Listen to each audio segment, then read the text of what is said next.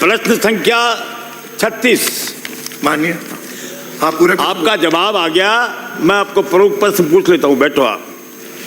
मंत्री जी ने अपने जवाब में बताया कि शहरी मामलों के मंत्रालय के मानकों के तहत जयपुर शहर में 2400 बसें होनी चाहिए।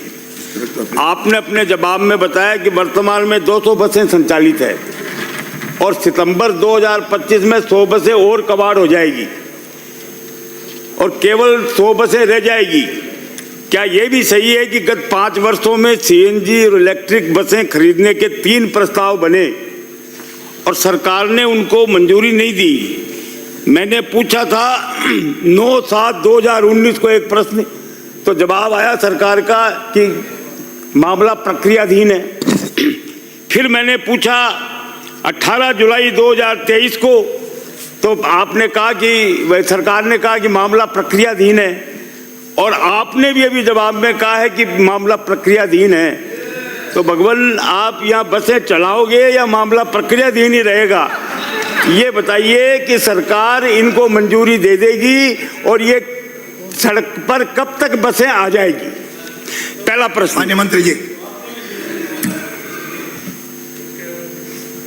माननीय अध्यक्ष महोदय, मैं माननीय सदस्य को और माननीय सदन को ये बताना चाहूँगा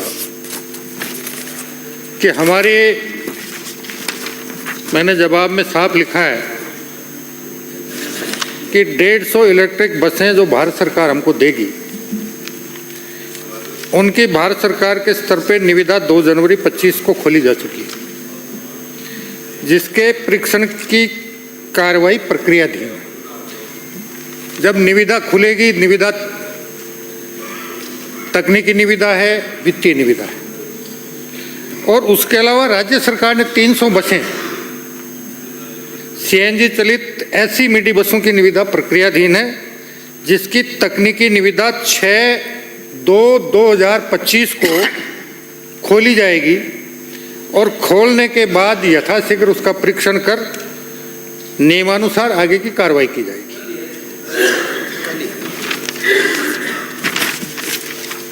मेरा दूसरा पूरक प्रश्न है कि आपने अपने जवाब में 43 मार्गों पर 2424 निजी बसों के परमिट जारी किए, ये बताया, और 41,913 ऑटो रिक्शा और 45,508 ई रिक्शा।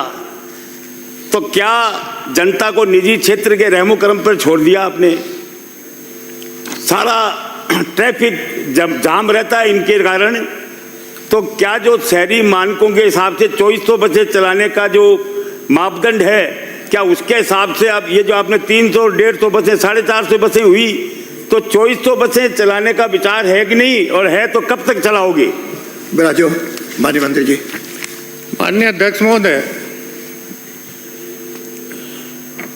पिछले सालों में क्या हुआ, पिछले सालों की तो और इसलिए क्या नहीं हुआ, उत्तर सुनिए। उसके बारे में अगर हम परिचर्चा नहीं करें, क्योंकि आपको भी अच्छी तरह से सारी परिस्थितियों का पता है, मैं आपको और सदन को आश्वस्त करना चाहूँगा कि अभी हम एक नई प्रक्रिया के तहत बसें खरीदने के बजाय हमारी कुछ कंपनियों से बातचीत चल रही है, जो महाराष्ट्र में ईवी और सीएनजी बसें रखती हैं और उन्होंने विभिन्न नगर निकायों को किराए पे दे रखा है। उसमें प्रतिदिन न्यूनतम किलोमीटर के आधार पर उनको भुगतान करना पड़ता है।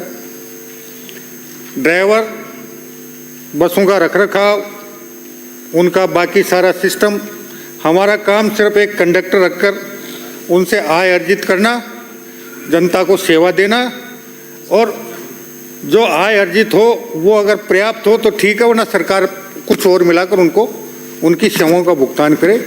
हम इस दिशा में आगे बढ़ने का प्रयास कर रहे हैं। अगला प्रश्न है।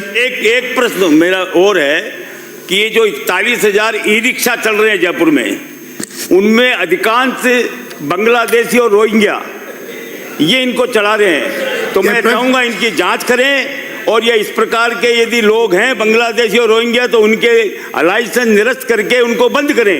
माननीय क्योंकि सदस्य, ये जितनी कानून व्यवस्था बिगड़ रही है जयपुर इसमें शहर ई-रिक्शा की, का नहीं है। वो केवल उनके कारण बिगड़ रही है।